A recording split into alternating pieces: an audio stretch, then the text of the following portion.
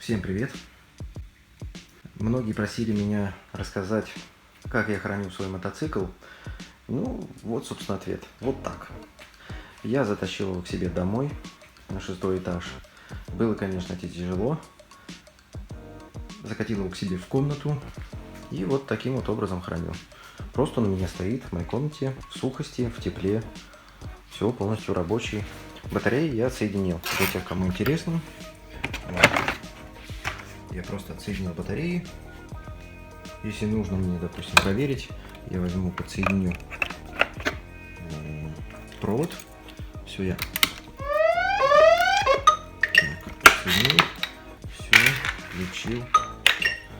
Бам, все, он включился, пожалуйста. И он показывает мне заряд аккумулятора. Вот, отлично включила подсветка. Где-то с октября он стоит с таким аккумулятором, ничего не разрядился, никуда не делся заряд, что достаточно удивительно. Вот. Ну и процедура обратное выключение его. Выключаю тумблер, вытаскиваю.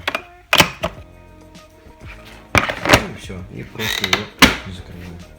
Вот и вся хитрость. Так я храню всю свою электротехнику, в том числе и вот велосипед. Многие знают, что у меня на канале есть видео про мой велосипед. Это электрический велосипед Xiaomi QI Cycle. Ну, точно так же стоит. Заряжаю его, если нужно зарядить. Хотя я не заряжал его вот с конца велосезона прошлого года. Все стоит, все нормально работает. Можно даже проверить.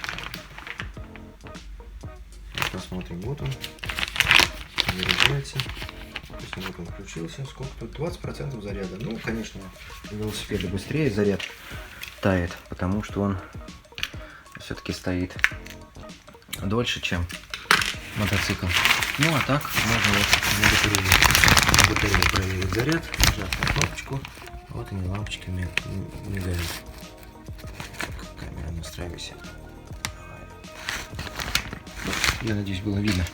Те, кто владеет таким велосипедом, знают, как проверяется заряд.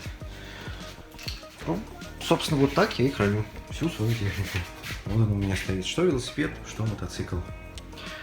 Я не кручу заднее колесо. У меня нету подставки для мотоцикла. Для того, чтобы вывесить заднее колесо и иногда давать нагрузку, надо подключить его, зарядить.